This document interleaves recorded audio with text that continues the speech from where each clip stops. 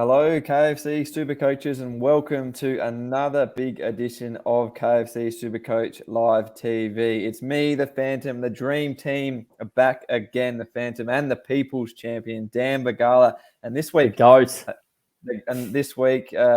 Batten. And we only let top 10,000 KFC SuperCoaches on this show nowadays. Dan Batten's climbed in to the top 10,000 after a strong week. He's back on the show. Dan Batten, firstly, welcome back.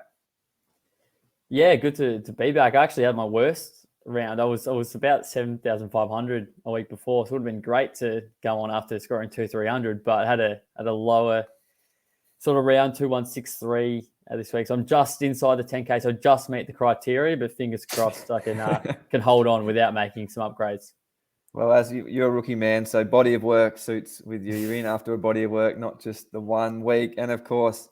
The People's Champ, the GOAT, is back again. As we mentioned last week at the end of the show, hasn't slept for 2 weeks with a newborn baby, but still looking $1 million, as is his KFC SuperCoach team. Dan Begala, welcome.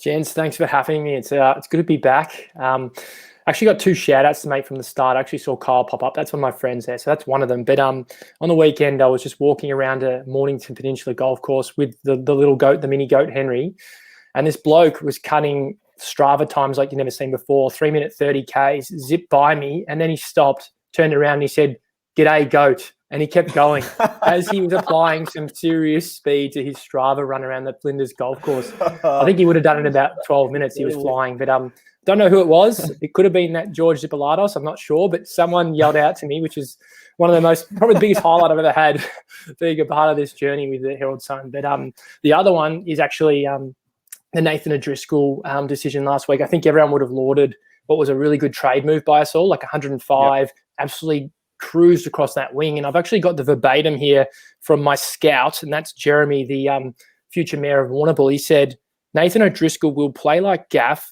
cruise the wings, keep his width, mainly kicks when he gets his possessions, seems to get both deep forward and back well, but possessions will be less congested." And from that moment and from that due diligence he did, I made the call, talked about it last week, spruiked him, and he delivered. So I've got a shout out to Jeremy Tobin from Warrnambool for that call on Nathan O'Driscoll, one of Dan's rookie royalties, and I think it just paid dividends for everyone. It was a great pick by us all last week. 100% spot on there, and that is a cracking story. If you are listening, if you are that runner who yelled out to the GOAT, please let us know. And of course, post your questions and your trade ideas in the chat. We'll get to them later in the show. Dan Batten, let's start with Nathan O'Driscoll, though. We just finished a recording of the Phantoms League. It'll be out this afternoon. A lot of people asking, our friend the Hipster too, is it too late to jump on Nathan O'Driscoll this week? 238K. Could you still jump on? I said on the official KFC SuperCoach podcast a couple of days ago that it probably was a little bit too late for him. I mean, it's been 2 price rises now. He's gone up the 115,000, went up 71,000 after that second ton in a row. And that synopsis was absolutely right. You would think it was an AFL scout that Begala is mates with, because that is pretty bang on there. He was mostly a contested ball winner as a junior, but found that it's pretty hard midfield to get into at the Dockers. So he's playing more on the outside, seems to have that wing role locked in, really hard runner and a great kick inside. But yeah, it's hard to find an option to get to him. Even like a Sam De Conning, he's 50K upgrade, but he could still make us some decent cash, and looks like he's got decent job security there at the Cats, even though he may not be the greatest scorer. But I reckon if you have potentially a bit of cash spare, a guy like a Mitch Cox or a Bodie Hewlin, for instance, could become Nathan O'Driscoll. He still has the def mid eligibility, and let's be honest, we're going to have other donuts pop up in the next few weeks. So I don't think you have to worry too much about that, losing your rolling donut. So that would probably be the only one I would look to trade, or even a Mitch Hinge. If you already have a Bruce, for example, I'm probably going to be looking Mitch Hinge to Bruce this week through some DPP swinging, but he might be the one to get to O'Driscoll. He does have a negative 35, or I think it's a negative 60 break even this week, O'Driscoll. So it could be worthwhile still at this stage, but we saw with Jake Bowie how viciously a one bad score can impact a break even at beyond 220K. So that is something to keep in mind as well. Yeah, we'll talk about a little bit, KFC SuperCoaches out there looking at making some early upgrades. Is it too early to start doing that? That's going to be the big topic of the show, I think. But Dan Begala, just on the Nathan O'Driscoll thing, you might have the non-playing options to trade out, or maybe a Dylan Stevens, maybe Jackson Mead falls out of the side potentially when Ollie Wines comes back. Spending 30 or 40K to jump on the Nathan O'Driscoll money train. Dan Batten made some good points. Would you recommend doing that for pure money purposes? I think I probably would do it because I think we know what the star-studded players lining up to get back in that squad. That's Nat Fyfe. He's an inside bull, so he's not going to take his role. So, I mean, on the weekend, I watched that final quarter against Essendon, and in that moment, Nathan O'Driscoll actually flatlined in the last quarter and barely touched it, ran too far with the footy in one moment when he was looking for an inside 50, and I thought he could have gone 120 plus. So, I mean, that 105 was understated somewhat. So, I saw a lot of potential in that player. And on Saturday night against my Blues, I suspect he'll line up against Jack Nunes, and he probably lower his colours. We'll see how we go. But I would probably still pick him at 230K. What we saw in that first round was obviously he had two sub-affected scores, the 49 and something else. And actually only one of them was coming out. And he didn't actually appreciate that much. I think he went up 55 grand or 60 grand. But this week, he's actually still forecasted to rise about 60K. So there's probably still some merit in taking him if you think he can hold his spot for another 2 to 3 weeks, which I'm pretty comfortable in accepting that he can. His role's not really under pressure from anyone but Darcy Tucker. And Darcy Tucker had the Medi sub job last week. So, I mean, this year I've made a few moves like that. Like, I mean, Nathan O'Driscoll's one, and this week I'm doing 3 trades. But it all comes down to your side. I am only moving players on in those instances where I don't think they're going to play. Mitch Hinge, a new Corky, they've just had a great win. He's not getting back into that side. So that's a 2 to 3 week problem for people with Mitch Hinge. Same thing with Cripps. I thought there's no such thing as a 1 week hamstring. And if he's done something, he's not playing against Freo. They'll try and get him there because his family's from WA. They'll fly him over anyway, yada, yada, probably still won't play. And I think that's what you got to do in SuperCoach. I've learned in the past when I haven't been decisive with my moves, I've missed players or I've missed opportunities to have better scoring on my field. And this time around, I still think there's some merit in grabbing a Nathan O'Driscoll, because I do think he'll play for 2 to 3 more weeks, and he looks fantastic. He's got a great left boot, and as my scout Jeremy found, he runs both ways, and that's what Fremantle are renowned for. They're running hard as Melbourne. They're scoring more points from turnovers than any team in the comp. They're a great side. They're going to finish in the top 4, I think, with that home ground advantage at Optus Stadium. So I'd still pick him, to be honest. But again, there's better options in Bruce, Rosas, other players this week. You can pick at a lower price point too, I think. Big question here from Nate. Is it time to move on Jason Horne-Francis? Now, I'll start with this. As Dan Batten knows, I'm considering trading him out this week and moving Matt Rao and bringing in Tuke Miller as well. Now, almost 13,000 KFC SuperCoaches as of Thursday afternoon have traded out Jason Horne-Francis after that 39-point score. I think I'm not worried about his on-field scoring. He had 9 clangers last week. In the previous 4 matches, he had 12 combined. So it's always going to be tough for him to catch up after some early mistakes against the Bulldogs. But I'm bringing in a premium player into my side in Tuke Miller. Yes, I might miss out on some cash gen, but we've got more trades this year. So does that outweigh the extra money? Because that money in previous years might have saved you a trade down the track. But do we need to worry about that? What do you guys think about jumping off these rookies early? Or is it too early to call it KFC SuperCoach upgrade season? I was a bit stunned when I saw the first number 1 pick from South Australia in 20 years is being considered as a trade-out option this early by the Phantom, the number 1 spruiker of any South Australian. We've seen the talk of Will Gould, still talking about him, but yet he's willing to trade JHF on a whim, possibly the best thing to come out of South Australia in this century. So, besides me. Yeah, besides the Phantom himself. But yeah, 2 scores of 90 in his previous 3 games. Was hurt really in that first half where he had some clangers. The game was over at halftime. He lifted a little bit after that. He's still getting really good centre bounce numbers. I think at about 75% the last couple of weeks. So I think there's probably other options we can move on before Jason Horne-Francis. If you've still got a Mitch Hinge, for instance, I'm personally holding firm for the moment. I have to trade Hall this week, so I'm not upgrading just yet. I'm eyeing a Clayton Oliver next week. He has a break-even 170, so probably will be a case of Matt Rao to Oliver after a couple of downgrades. And also just another thing to consider as well, those looking at Roses this week, I'm not as sold on him. I think 70 is his absolute max. He's kicked 3 goals and scored 70, had 7 tackles and scored 70. I feel like there's better options, coming in the next week with Ben Hobbs in the midfield and Sam Hayes in the ruck. Those with Tim English could be able to get Bruce this week and then Hayes the next. So, yeah, I'm tempted to leave it for another week, and because there are some quite good downgrade options next week as well.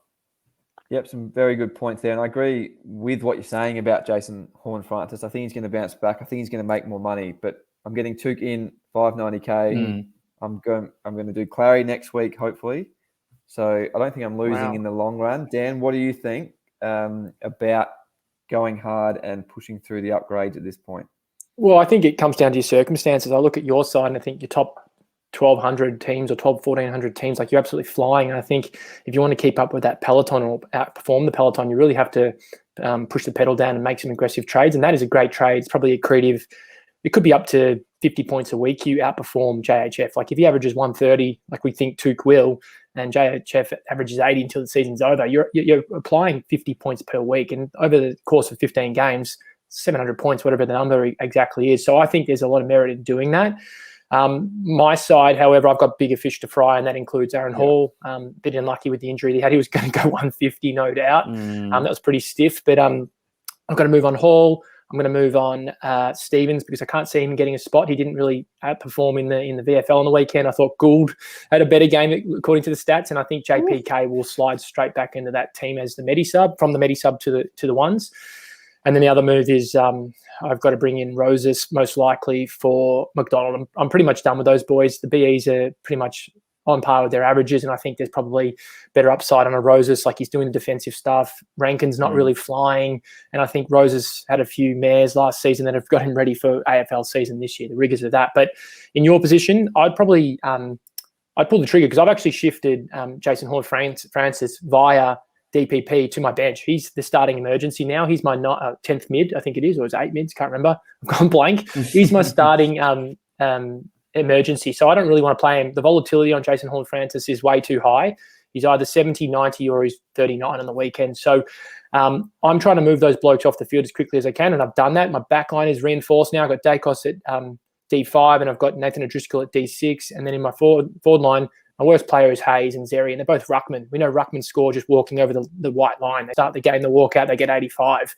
It's typically how they go. So I like that move by you. I've been looking at Took as really, really closely. As Fantasy Freako applied during the week, he suggested that his defensive acts have really dropped off since round 1 and 2. Round 1 and 2, he had 130 and 140 and was probably the best player in the comp for the first 2 weeks. And then thereafter has barely laid a tackle, which is un-Took-like. But we know how he's going to respond this week. He's probably going to have 14 tackles and go bananas in the Q clash. He'll probably tag Lockie Neal or defeat him, whatever he does. But I like the move by you, just particularly given where you are. I mean, upside on Jason Horne-Francis, maybe 100 grand, maybe, let's say, 100 grand. But if you can bank dividends right now from a proven blue chip stock like Touk Miller, who will finish top 5, you lock it in, you go. Throw away the key for mine.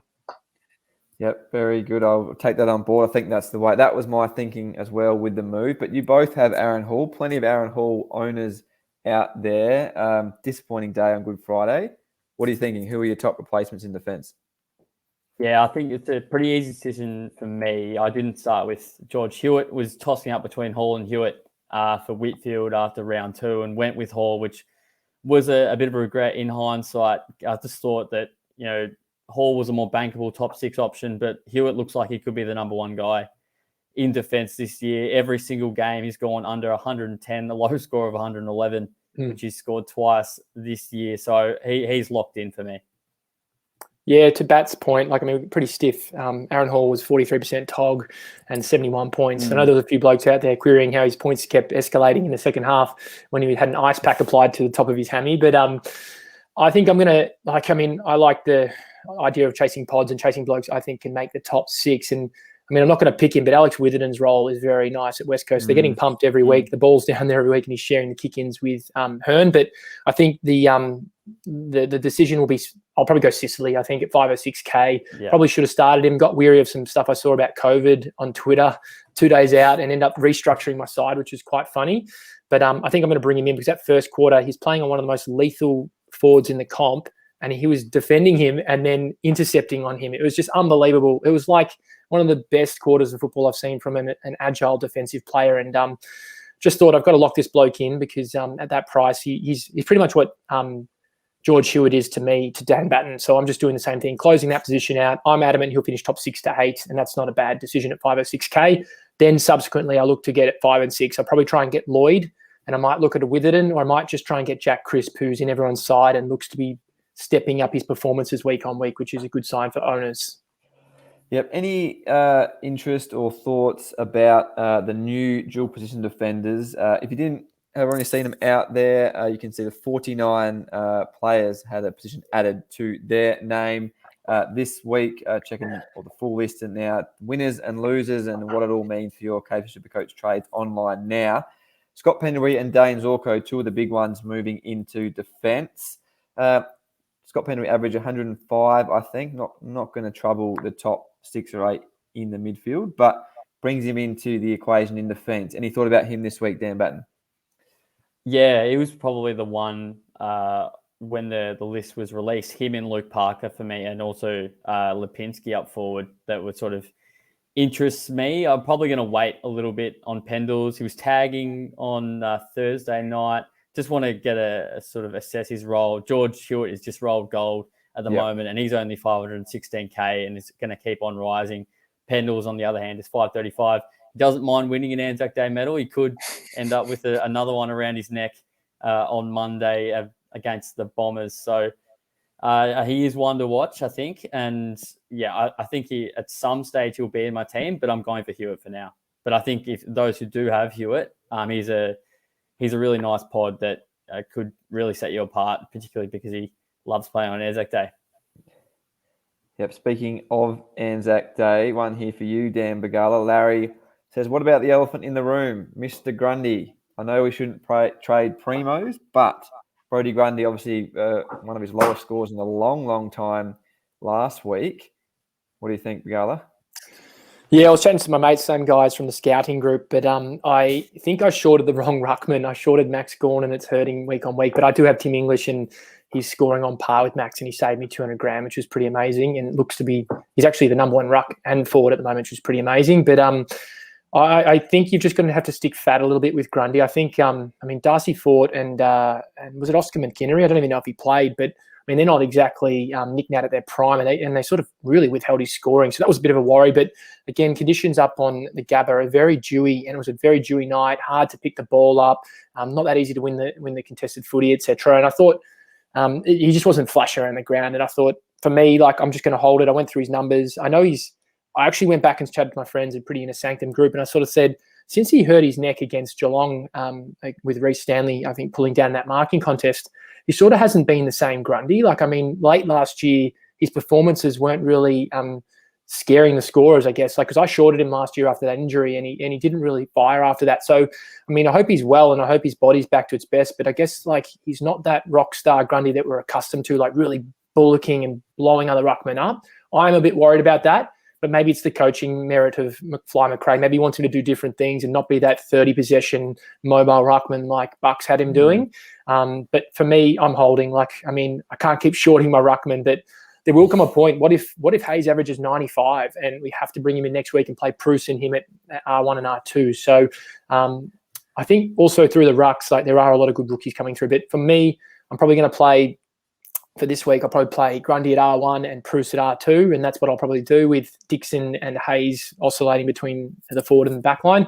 The next week, if I have to bring in Spider Sam Hayes for his hit-outs to advantage only, because he doesn't do much around the ground, I'm probably going to really kind of blow up the flexibility between my rucks and my forward, which makes me worried, but I'm hoping it's only for a very short duration. Once I can get rid of Bruce, or if Bruce demands to be there, there'll be a big decision to be made. But the one that hurts is obviously Gawn is God mode at the moment, going bananas. And he's taking those big marks and he's just blowing other ruckmen up. It's a sight to behold, and I love Maxi in a feel like I'm in a short squeeze. As I said last week, I'm one of the super funds, and I shorted GameStop, and you blokes are all pumping his scores up, and I know my investors aren't happy. So it's a tough spot to be. But Grundy, I think hold for now. If he goes back to back 50, 60, yep, decision has to be made next week. But blokes like that on $7 million don't get their colours lowered 2 weeks in a row, you'd think. Yeah. How could you trade your Pilates partner, Max Gawn? Gee, I know. Like, I mean, I just thought that like it was just a decision that had to be made at the time. Round 3, Tim English looked absolutely chipper, and I had to take him. And it actually is a really good move when I look back and do my hindsight or retrospective review of it, because I got 200 grand out of the trade, and English is actually averaging on par with Gawn. He's outperformed him twice, and he got his colours lowered when he got the 160 and he only scored 98. But Gawn's up by about 15 points, but I'm up 250 grand. And I have Jerry now. So Jerry and a few other things that went really well for me. So unlike the Phantom, all my money is actually in the market. So like all my rookies are getting fatter and fatter. So I can't make these moves yet. But it sounds like Phantom's ready to go and pull some triggers, and I'd love to be there. But I'm probably 1 to 2 weeks away from just going whooshka and having 3 additional beast mode players in my side. Yeah, and I think back to the point about pushing through these upgrades, you mentioned all depends on your circumstance. I'm all for upgrading early if you can, but you're not blowing up your team, not trading away multiple on-field rookies out there. KFC SuperCoaches out there do get a bit of FOMO when they see another player or a group of players bringing in some extra primos, but it is a long year, as they say in the Classics. So don't force it if it's not for you. But again, I'm all for making an aggressive move if you can. Just on Brodie Grundy, past 3 against the Bombers, 2 of those scores have been 150 points or more. So a definite hold for me this week. But what about Braden Preuss for KFC SuperCoaches who don't have him? Is he a must-have? Jason says, is it worth going Hugh Dixon down to Preuss at R3? I think still a negative break-even for Hugh Dixon. What do we think, Dan Batten? Braden Preuss a must at any cost this week? Not at any cost, I don't think. You're not going to be trading Hayes or Dixon for Preuss. I think it's got to be a guy like a Brady Hoff, for instance, or a Dylan Stevens, or a Mitch Hinge through your DPP flexibility. Most of us do have a Jack Hayes or a Hugh Dixon in our rucks. So you should be able to hopefully get Preuss that way. I wouldn't be trading out Dixon or Hayes. Hayes has another week in the side with Ryder suspended and a negative 22 break even. He could go quite big, but on the same token, Braden Preuss could be rucking against Jack Hayes this week. It looks like Flynn's going to play against the Saints, but Preuss has already been locked in to be named. So if Preuss is potentially the second ruck, or it just has any ruck time against a 193 centimetre ruckman, he's going to be laughing. So he scored tons against Darcy, and forgot who he played. Oh, yeah, Jared Witts in round 3. So you'd think that it could be another big one for Preuss, and he'll be at 400 to 450K in no time. So I think he's going to be the one. If you wanted to potentially pass on Preuss, Sam Hayes looks like he's going to be a pretty good rookie for 80K less. Those that don't have a Tim English, for example, if you've got a Max Gawn, Brodie Grundy sort of duo, then you may have to choose between the two. And I don't mind this is what Tim Mitchell suggested on the KFC SuperCoach podcast, that you could potentially pass on Preuss and go for Sam Hayes, or even trade in Sam Hayes this week instead of Malcolm Roses. Put him on the field. He's rucky against Bailey Williams, who we know even Tristan Cherry scored a 120 against. So that's a one to consider. But yeah, Preuss is definitely the one to look at, and not at all costs. I wouldn't be trading out a rookie with a negative break even, but definitely one of those rookies who don't look like they're going to be making much cash. Yep, some good advice there in those first 2 matches for Braden Preuss. 21 hitouts to advantage, a combined. Wow. And then a combined 24 contested possessions across those both games. So still some pretty good numbers. Hit out to advantage rate is quite high still, and the Giants definitely need him back. So Dan Begala, a few more questions coming through here about Bailey Smith. Speaking of the DPPs, I think Bailey Smith was still about 2% shy of qualifying as a forward in KFC SuperCoach. I think it was a season high centre bounce attendance for him last week. Another big score. I think he's about the 6th or 7th ranked KFC SuperCoach midfielder for average so far. But Shane asks, just good form or the real deal? Now, there's a lot of good options around the same price, or do we think Bailey Smith's done enough to jump on? I'm sold on Baslenka. Like, I've always thought he was an elite talent. Like, he was ranked second best midfielder in the same draft as Walsh, and probably pins himself against Walsh as his target to be as good, if not better than him. And I guess, like, to have a 40 piece last week, I mean, that's a big game. 43 touches, absolutely dominated in that game, and really efficient with his feet, which I quite liked. And I mean, that mane of hair, like, I mean, he's got the most fans on Instagram. He's doing everything while he's on the GP starting grid. He's doing everything, Baslenka. So for me, if he was mid forward, which he was 2% ineligible of, I would have just blown my forward line up and grabbed another Bulldog. I've got that many Bulldogs in my side. I'm 2 concentrated Bulldogs, but they're all performing. It's an unbelievable football club. They all perform, and their high-end talent are amazing. So for me, Baslenka's real deal. He's only going to get better, I suspect. But I mean, Mcrae is the only one I want to have in the guts, to be honest. Like, I only want Mcrae. But if we do keep track of his forward attendances, which probably will reduce as the season goes on. If he was mid-forward, I'd probably definitely take him. But another thing to call out was, I think the same scout told me this morning that he was watching, I think 360 or one of those Foxtel KO shows. And he said that, I've gone Kingy. He said that Kingy thinks Baslenka will be the best midfielder in the comp over the next, from probably now to the end of the season. Just thinks the run he's got, the performances he's having, the centre bounce attendances, his running ability, he could be the best midfielder in the comp for the rest of the season. I don't believe that. Like, I still think the Clayton Olivers of the world will come to the fore and the cream will rise to the top. And as we saw last week, Jack Steele, 27 touches, so efficient with his footy. He's never been like that. And I'm really quite pleased that these blokes don't need to get 40 to register a 130 anymore. They're all getting better with their kicking.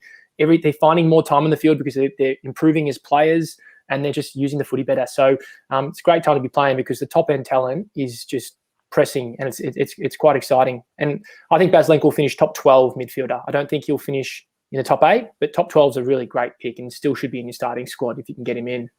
Yeah, that's fair. And he's been outrunning guys. He was a great runner at junior level too, fitter than most blokes, dedicated than most as well. So it's an interesting one. The thing, some concern or some talk about, Lockie Hunter's out of the Bulldog side now for a little while. Does Bailey Smith push out onto a wing, or what does Bevo do with Jack Mcrae? We've heard that before. I'm not concerned about Mcrae. I'm not really concerned about Bailey Smith. He's shown, given his running, he spoke about how he can win the ball so effectively on the outside too. Doesn't need to, as he showed earlier in the year, doesn't need to have 20 centre bounces to score well. So I don't think that's too much of a problem. The only thing is, I guess, if 50K to Christian Petrarca, 50K to Callum Mills, 70K to Tuke Miller, if you've got the money. Tuke every day of the week. You probably take it there. I agree. Maybe if it was Dream Team, Bailey Smith, because he's scoring very well in Dream Team. There was actually a stat on, I think it was Pure Footy, the Herald Sun, that he's actually the 6th worst kick in the competition. So I think until he cleans up his efficiency, obviously 45 touches for 130 Supercoach isn't a great ratio. So obviously there's heaps of potential there, but until he cleans that up, I think we probably just watch and wait with Bailey Smith until he potentially, if he's a forward mid, obviously a lock, but not so much as a mid. Do we think they're like for like? So when you think about Hunter, left-footed outside player, do you think that actually has Mcrae written all over it? Like, they're like, let's just replace it with the exact same player, stick him out there. Or do you try a Baslenka, or do you try an Adam Treloar and unleash him on the wing rather than half-forward flank? It's a bit worrisome, like with your vice captaincy this week. Most likely everyone's slapping on Mcrae. But if he gets pinged on a wing and has 25 wing attendances to start the game, that'd be pretty devastating for owners. Yeah, I think surely Jack Mcrae, we know what he can do at Mars Stadium. Absolutely lights it up every time he plays there. So, yeah, I think that he'll keep playing mid. I think that Bailey Smith will probably keep playing mid as well. It looks like that mix is going really well for the Bulldogs. And it might be Marcus Bontempelli again, who plays more time forward, as unfortunately Supercoach King, Al Payton, traded him in last week. He scored the 100 still, but I think it might be him who's sort of suffering from those attendances. And it might be like an Adam Treloar, for instance, who does spend more time on the wing. Yeah, and they've got so many names, they all might rotate through there. It might not be one player for the whole game, and they're all good enough ball winners to still have an impact out there. What about Tom Mitchell? Speaking of big numbers, well, it was pretty low in the first half against the Cats on Easter Monday, but went to work, I think, 18 contested possessions in the second half, which is Tom Mitchell we know. got his hands dirty, as Fancy Freako said. Have we seen enough, Dan Begala, to consider Tom Mitchell in and amongst those other options who have lost a bit of cash? Yeah, well, I mean, that second half, the conditions, it was like a pig in mud, like, as you say. Like, the conditions were dewy, wet, the game was hot.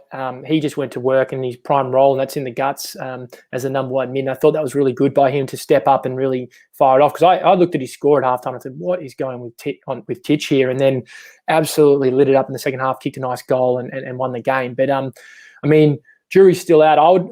If this is like, if there's another week of work and I see another week of great score like that, I'll probably jump on him next week over the likes of a Took Miller or someone else that I'm looking at, like Brayshaw.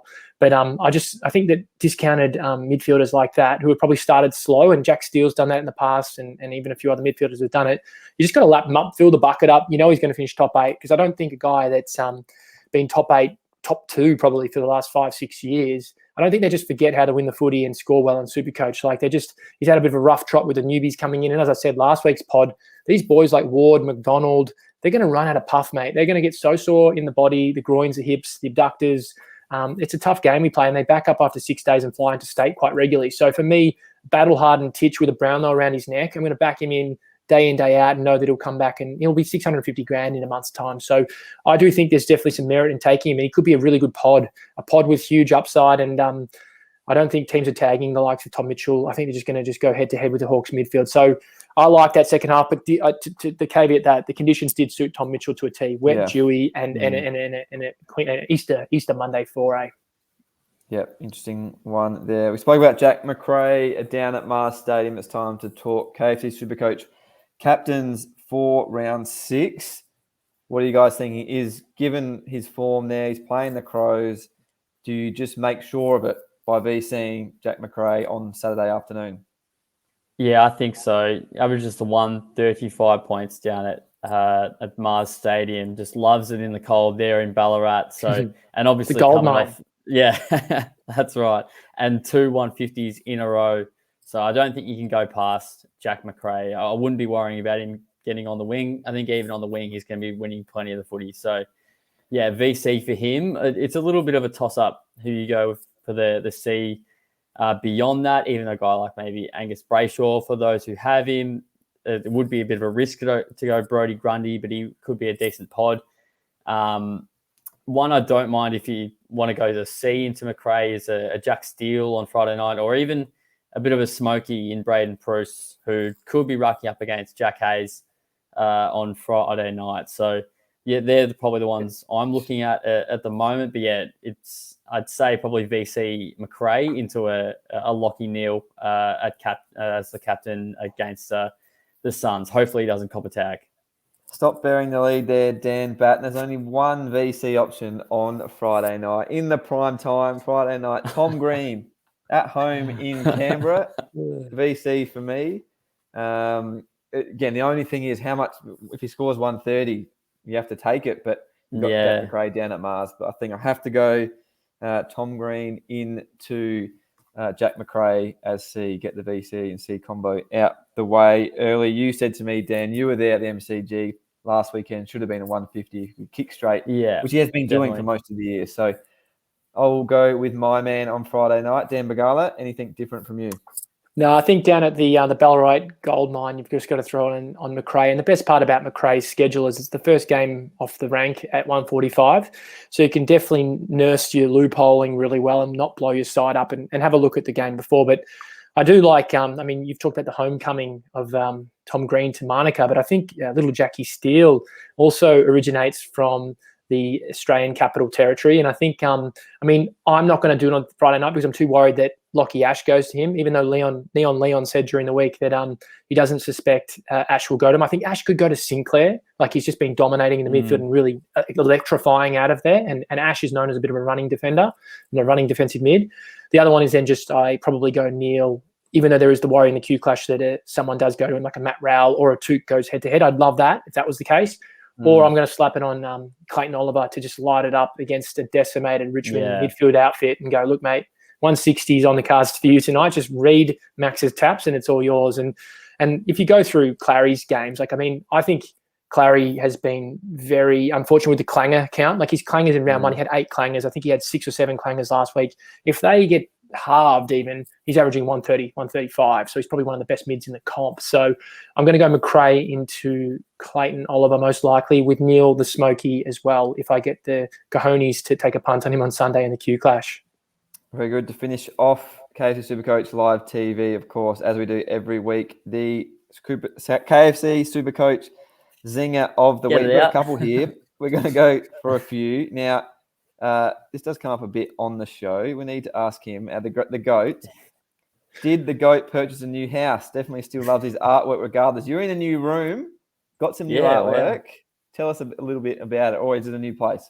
No, same house. Bought this just before COVID swept through, which was probably a blessing.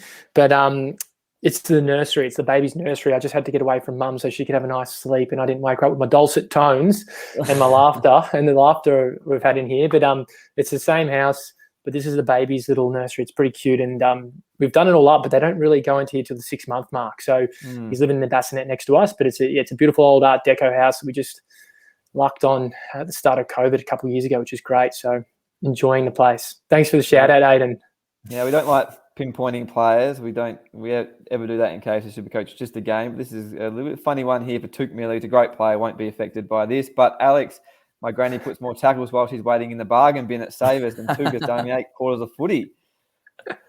Now, the worrying thing for me with that, the Touk Miller, just back to that stat, is tackle attempts. Fantasy Freako said 19 in the first 2 rounds or 3 rounds, only 4 attempts in the past 2 matches. So he's not only not sticking him, he's not actually going for him, which is a bit of a concern. So not enough to scare me off, though. I don't think 590K is great buying. Gents, thanks again for joining in KFC SuperCoach TV. We think the King, our Peyton, could be back next week. We're not sure, though. He's on he the won't road be in the back. top 10K, though. So he'll have to work his way back through the 2s. But good luck to you guys in round 6. Good luck to KFC SuperCoaches out there. Thanks again for joining us. We'll see you back here next week. Thanks, guys.